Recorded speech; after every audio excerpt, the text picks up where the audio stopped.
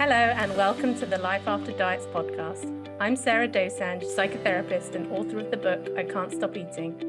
And I'm Stefanie Michele, binge recovery health coach. If you feel out of control around food, we get it because we've been there. Thank you for joining our conversations about how to make peace with food and feel more comfortable in our bodies. Now on to this week's episode. Hello everyone and welcome to the Life After Diets podcast. I'm Sarah. And I'm Steph. And just as a reminder, we are hosting a live event in London on January 28th. Still probably time to get tickets in, yeah? By this time this airs. I think there's still a few tickets left. And we really don't want you to miss out. If you are thinking about joining us, then please do book in and secure your spot. But today we're talking about, is it true that how we eat is how we do everything? Or what the parallels of our relationship with food are with the other things in our lives? Yes. When I say this phrase, some people seem to really like it and resonate. And other people think, well, no, that doesn't make any sense. I tend to word it as our relationship with food is a mirror of our relationship with life. And again, that's not going to resonate with everyone, but maybe after listening to this, it might. It resonates for me, and it always has. Whether it's a mirror of my relationship with myself, my nervous system, people, my actual relationships with people, boundaries. For me, it's kind of inarguable that I see that mirror. It doesn't necessarily lead me to anything of useful to do with. It's just more of, Doesn't it? See that. Doesn't it? Well, if it did, I think it would have healed a longer time ago. Unless maybe I just wasn't seeing the certain parallels I needed to see. So one of my parallels was around distraction and using food to distract or numb from whatever was going on in the moment, some kind of agitation or discomfort. And one of my resets that I used to use quite often after a binge and that would often help is saying to myself, okay, tomorrow, I'm not going to distract in the same way. I'm going to make sure that I have some quiet time with my mind. And it would feel uncomfortable. But if I stayed with that discomfort, I found the compulsion to binge reduced. So it wasn't me saying, I have to not distract with food, because that would have set me up with a battle with food. And then I'd be dealing with restriction and all these kinds of rebound effects of that. But if I was setting an intention, okay, tomorrow I'm going to keep checking in with myself. I'm going to find little moments to be a bit more present. I'm not going to listen to a podcast. I'm not going to pick up my phone every 5 minutes, whatever it might be. These little things that I did that had a knock-on effect, and I could see how they were connected. It wasn't as if this was the only thing I did and everything transformed, but I could work on it in an area that wasn't around food. Food was so complicated and so messy, and that's how I think it can help. So when you say things like boundaries, again, I think that's a really common one. When you work on boundaries away from food, it has a positive impact then on food without having to struggle with restriction, not restriction, and all the other bits of that. Yeah. I can relate to that now. So even, there's times now where I'll notice that I'm in general distracting or having boundaries that are kind of getting breached. And I'll notice that food will reflect that, or the instinct towards it will reflect that. And I can catch that now. And I think this is a useful strategy for me at this point. But this to me feels more advanced almost. At a certain time, and for most of the time, I would say, food to me was this representation of the fast, messy, terrified, boundaryless confusion that was my inner world. Like the anxiety and I always have been someone who eats fast. As I talk fast, right? Like I do everything fast. I'm very fast. I'm like, blah, blah, blah. Yes, I always say that about myself. I think fast. I move fast. And that's how I eat fast still. It's not like I'm an intuitive eater who's like very mindful and slow unless I'm trying to be on purpose. Same with my thoughts. Same with, but the way I run is pretty fast on a default setting. And food still is as well. But not to the degree that it was. So before, knowing this didn't necessarily help because I didn't know how to be any slower. I just felt so messy inside. And my food would be messy too, in terms of there's no way I would have plated myself a lunch of different parts, you know, and sat down and eaten it. It was like this, that, the other, this, that, the other, like, and plating itself wasn't, I just felt so haphazard that so was my eating. I wonder if I had thought more about this then. I think I did think about it, but I just I didn't have any intention about it. If I wonder, I know it was suggested to me, you know, to sort of slow down, plate, have intentional meals, offer yourself that. Um, I just I felt like my internal had to change before that could. And I think that was a belief, which really prevented this insight from having an impact because I felt like there's no way I can tolerate even the discomfort of doing that on the outside, of slowing down on the outside when my inside is so fast. I just felt like it had to be the other way around. So what happens now? What would happen now if you were to say to yourself, I'm going to force myself, for want of a better word, to have a slow day where I do everything more slowly? What does that ignite for you? Actually, relief. Then do Uh, it. so I do now. So Okay. this is part of my nervous system work, and this is what I'm doing. Um, I don't know that I had access to this before. I certainly didn't until recently. And sometimes, of course, even if I intend that, I find myself, oh shoot, like I've definitely gone astray. But I'll be willing to bring myself back. There's less discomfort in the idea, but for whatever reason, maybe that could be explored. But the idea of it at one time was intolerable to me, whereas now I'm more likely to. I'm ready to lean towards that. And I think that's the piece, isn't it? Is where it starts to feel like a bit of an option. It might be your default mode, but it doesn't control you in the same way. It's not you have to go fast, otherwise you are not okay. That's how it sounds like it was before, right? Yes, yes, I think that's true. It's also maybe before I would have looked at that as another way of helping me control my food. And to your point earlier around, I now see it as this is a way that I want to take care of myself. I want to work on my nervous system state truly and purely and authentically. That may impact the speed at which I eat, but that's not the point. Whereas before it would have been the point, and Mhm. that matters. Yes. It was exactly that. It's like I can do it without it being a battle with food. If you tried to do it just as a this will make me eat less, Yeah. that's when like, why do you think that doesn't work? I can answer for myself because my self-worth was rooted in food and weight. And I think there's a part of me that knew that this had to be bigger than that. I've always been after healing self. And I always went at it through food and weight. And I think there was a part of my brain or body that was like, that's not it. That's not it. And so it would fight for that. It had to be deeper than that, I think. Yeah. When we're going back to that phrase, the way you well, I think it's normally said the way you do one thing is the way you do everything. And we're using that in the context of food. So if we look at binge and restrict, what else were you binging when you were binging with food? And what else were you restricting when you were restricting with food? Great question. Thank you. I have to think about it. I don't know. This is so hard. I've never been so stumped by a question. Do you have I an can answer for it yourself? Yeah, you go ahead. I can say something around the binge part of it for sure. Um, well, what wasn't I binging on? Television was another one that I would find myself getting caught up in the box set, with the whole Netflix thing. It just starts playing the next episode, one more episode, which would happen more with 20-minute episodes than it would with 40 minutes. That would be easier to stop. Even things like, and I've always been like this a little bit, I can be quite tireless with something when I'm enjoying something, and I don't want to stop until I'm literally no longer enjoying it. So a classic example would be like a games night. If I'm having fun playing games, I just want everyone to keep playing and playing and playing until we're really fed up, and then we can stop. Whereas other people are like, "Oh, this is fun, and we're now done," and I'm like, "What?" Like, I've got another 5, 6 games in me, and I feel like I could just keep going and going and going. There's something around stopping. Maybe it's around an ending here, potentially like a loss of something by stopping.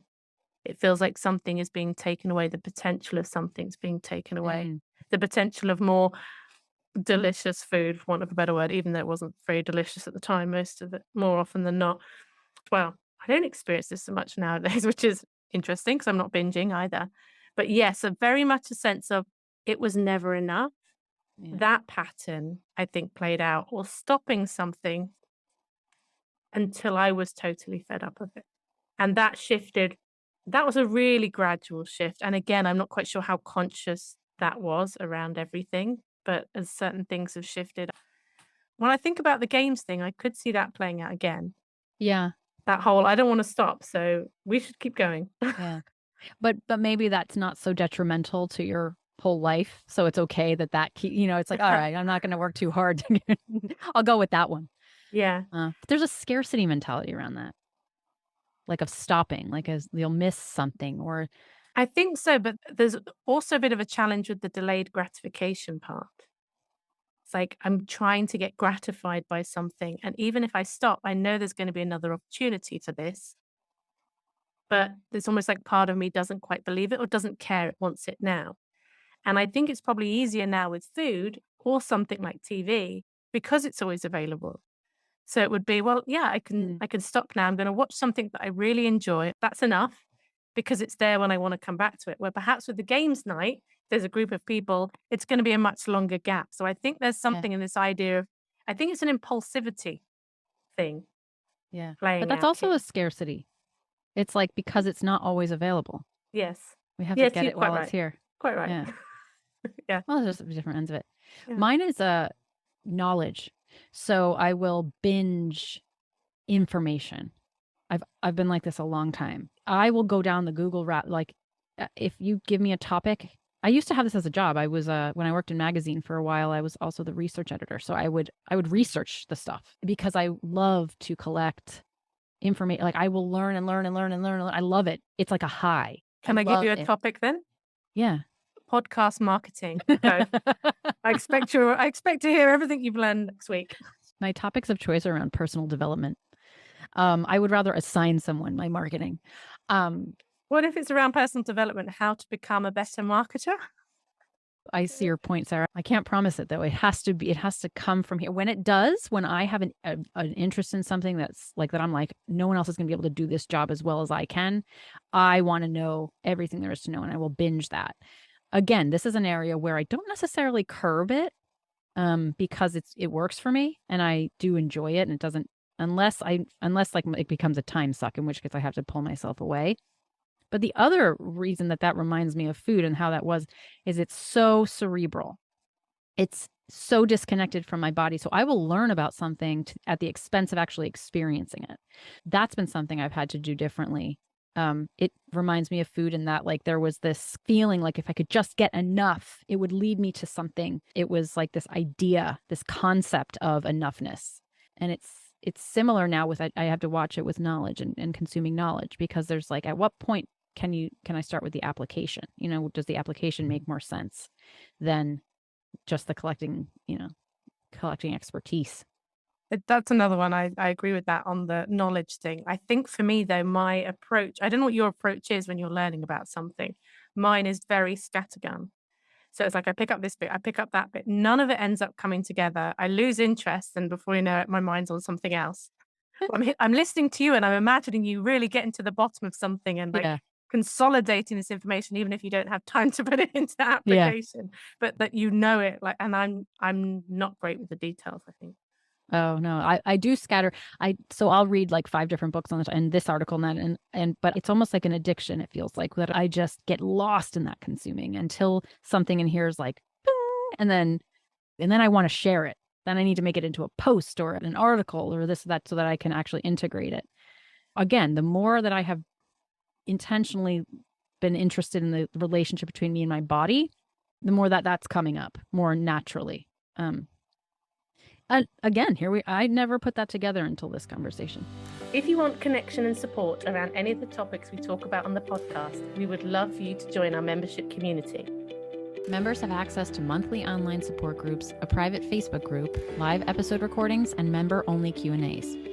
If you would like to join us, please head to lifeafterdietspodcast.com/community. Now let's get back to the episode. Are there others that perhaps you see coming up with your clients where these patterns might be playing out? What else might be might be a parallel between how somebody is approaching food and body image and something else that's going on in their life.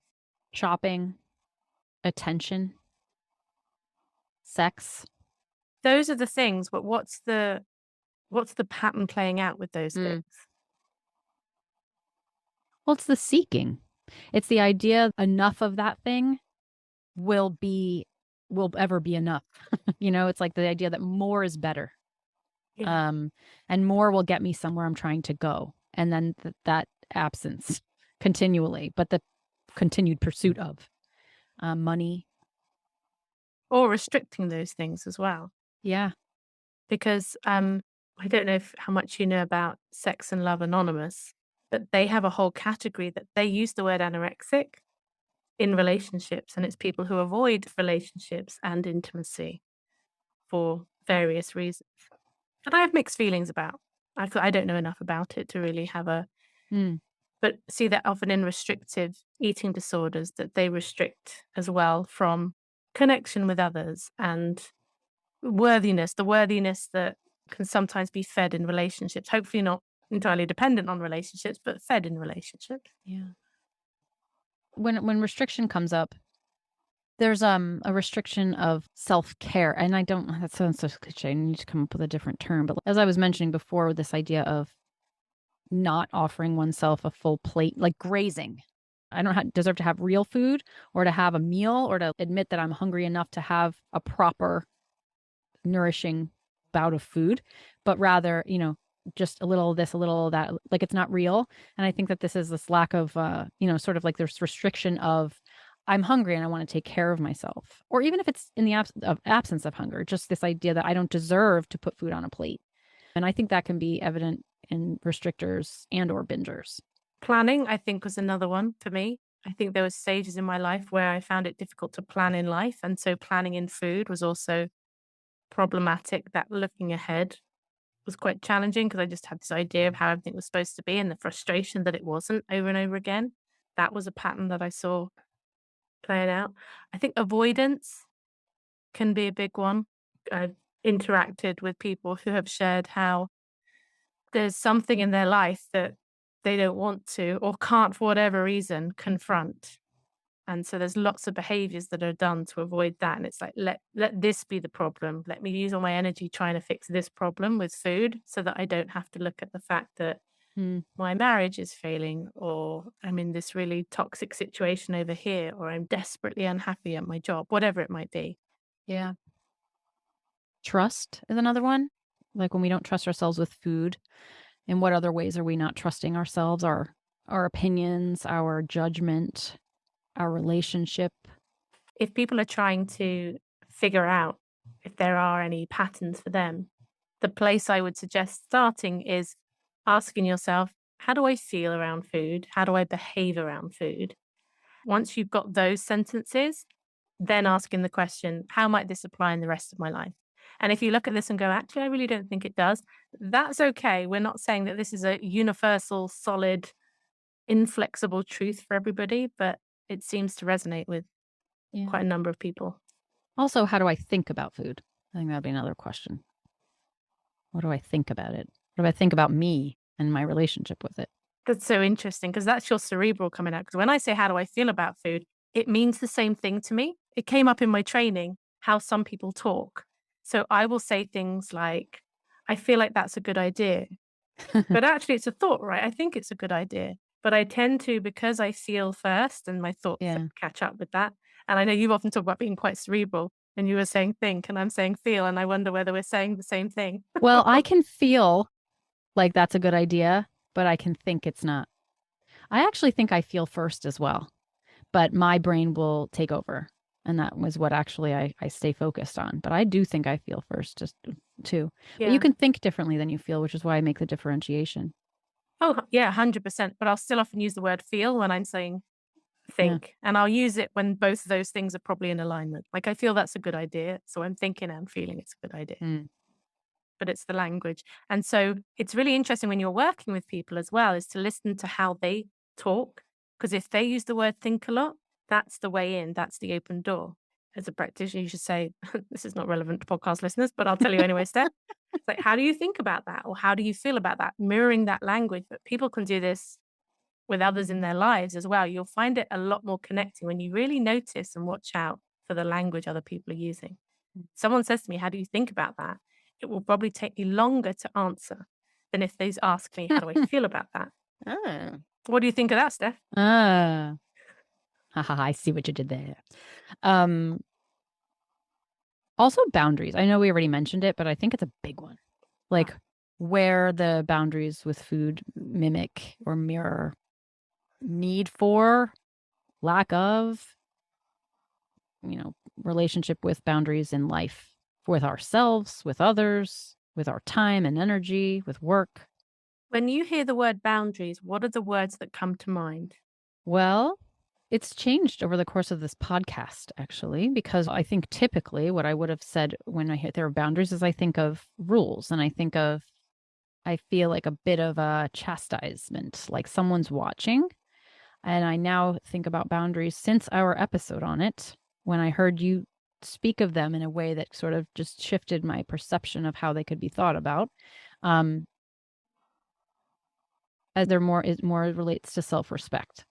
When I hear the word boundaries, I think there's two words that come up for me, and that is no and enough. And I know that yes is also a boundary and all of that, but that's where my brain takes it first of all. For me, working on my relationship with those words and what they mean was part of it too. And the idea of no being a denial of something, not being able to have what it is that I desire or want or need, and enough being this idea of how much should be enough. And that I think was the tussle for me around when I tried to put boundaries in, they always felt like taking away my freedom in some way until I shifted my relationship with those words, no and enough. When we learn to say no for our own highest good in other areas of our lives, maybe we'll be able to with food, even though I don't talk about it like that with food, because with food, I don't think we're ever saying no. We're just saying not now if we're not going to have it now. If we're not doing it in a restrictive way, it's just a not now, not now. I think it's huge. My opinion of boundaries, as far as they related to relationships, was that boundaries were walls. So when I think about my family and the boundaries in my family of origin, the less boundaries, the closer. I equated it to us being closer. Like there was more attachment. There was more love when there were less boundaries. And this is only recently to my mind as like something that I had an issue with. I didn't even know. So to me, a boundary was separation, but in a negative way, like a lack of love, lack of caring. And now, and working through that has influenced the way I have boundaries with food, I think. I think that did have an interplay because there can be boundaries are healthy. Like boundaries are good. Boundaries help me and help you. And they're safe. And that to me is like being able to say to food too, there's no risk. It's safe. You're full. You're protecting that. I don't know. To me, this is such a parallel, huge parallel. I'm thinking back to when your mum was on a couple of weeks ago and she talked about the email that you sent. And she said, we were not allowed to talk about it. We were not allowed to do this. We weren't allowed to do this. We weren't allowed to do that. And I heard it, like I felt her sort of fight within that and that it did feel like a wall. And that's the thing we can say to ourselves. We can do the work on being, okay, this is not a wall. It's almost like a safety line for me. And we cannot control how the other person experiences that. And that's the bit that can feel really uncomfortable because they may never be able to see how this is just a safety thing. Yeah. It's not a pushing out. Sometimes it is, but in that situation, not necessarily a pushing out. Well, thank you for catching it. I think this idea is really hopeful and it's good news. It's good news because if you are tussling with the food and you feel like you're doing the same thing over and over again, whether it's putting in boundaries or trying to feel satisfied, whatever it might be. And if you look in other areas of your life where this might be playing out, there's an opportunity to practice this stuff in an area of your life where there is less resistance. There's going to be an enormous amount of resistance and conflict around food if it's something you've been struggling with for a long time. So on that hand, it's really hopeful. I know sometimes people don't necessarily agree with that because sometimes it can sound like there's a lot of work. And maybe one of the reasons why people get stuck is because they're only trying to change this with the food. Agree with your doing things fast. If you were only trying to be slow with the food and everything else was staying as fast, it doesn't feel possible, right? Because it's performing a function, this moving fast, or it was in a different way back then. People think I've got this one problem here around food and I'm just going to focus on this. Yeah. And then the frustration and the pain of feeling like they can't do that because the bigger picture's getting missed. Yeah. I'm going to use that as a soundbite. The other, I think, point to make is that sometimes this all may still apply, but we do it it's the opposite of the mirror, right? So it's not necessarily mirroring it in the same way, but in the opposite way. So if we have rigidity and high control in our life, and then we're having these binges in secret, or like I'm so well controlled in all these other areas, but except for food, sometimes it's like, is food the mirror where there is so much of something on one side that this is speaking to its opposite and the need for its opposite, and vice versa. Right. So where I've also been in the position of feeling like I was a mess. I was a disaster. I was so lacking order and discipline. And I used restriction as a way of meeting the need I had to not feel so messy. That was like how I reined it in. And so that can also be a way of looking at this and the way that this applies. I also think that phrase, the way we eat is the way we do everything, leads well open to judgment. So that's why I prefer like this idea of the relationship with food, this interaction, this dynamic, as opposed to the way we eat. Because then, particularly if food is being demonized into good and bad categories, the way we eat is the way we do everything. So if we're eating well, we're doing well. If we're eating bad, we're doing bad. And it can go the other way around. So for me, it's something about taking out that word eat. Not the Mm-hmm. way we eat is the way we do everything. I think it's our relationship with food is a mirror of Yeah. our relationship, maybe with everything, maybe just life, maybe Maybe ourselves, some things. maybe, whatever. You take from it what you will. Yeah, yeah. I like the way you say it better. I like the way you phrase it. Typically, though, I've heard of it as, I think Janine Roth says that. Probably. Yeah. Sounds like her. I'll hear sometimes people say, yeah, there's a self-deprecation about our ability to cope and our ability to handle things that is translated through food. So it's like, yeah, I can't cope, so I just eat. Or like, yeah, I can't deal with anything, so I just stuff my face in food. And there's also a belief I find of I can't cope in general. Like I can't deal with things. I'm not resilient. I'm weak. And sometimes that's been explicit. I think there's such an integration of the stereotype of what eating too much is like, of what that means about your character, that we've just like merged those. And there's an empowerment angle here of using empowering self-talk or even just neutral self-talk of like, what happens if you stop believing so heartily that you can't do stuff, that you can't cope, that you're a failure, or that you're just weak. And where we challenge that in other areas, might we be able to say, no, maybe not, that's not true 100% of the time, right? There's a black and whiteness about it. I think we use food as evidence of these character flaws, when really I think that we've just assigned food the same role as the beliefs we have about ourselves. Yes. That's reminding me of something I've spoken about quite a few times on the podcast now, which is my belief about consistency. I just never stuck at anything. So that was really playing out with food. And when I found other little places where I could become consistent for consistency's sake, that wasn't easy. Um, then I could start to challenge that belief and realize that that wasn't black and white, 100% true all the time. It created new possibilities of being somebody who can be more consistent. Yeah. I've just had another thought. This is now I'm reaching. Reach away. Okay. Well, this is silly, but so I like to cook. I don't like to bake because baking is so precise and you have to do it just right. And cooking, you can be more free. And my belief about myself is that I can't do things, and it's kind of true. I'm much better at being like fluid and dynamic than I am about having to do, but that's not entirely true, actually. So there have been times where I've surprised myself with baking and enjoy it, and it comes out really good.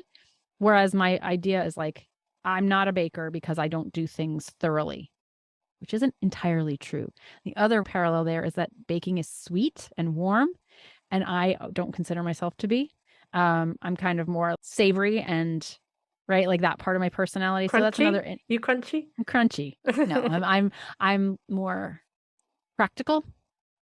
Over that sweet comfort warm, and so it's that just occurred to me as well. This could be a fun game. Yeah, it is. Do you know, we're going to finish this episode and I'm going to be like, oh, I didn't say that. I didn't say that. So if anybody else has got some that we haven't thought of, any coming up for you, we'd love to hear them, these parallels between food and other areas of your life. And if you don't want to message us with that information, you can come on the 28th of January and tell us in person. Definitely. All right. See you later. Yeah. Bye. See, just so practical.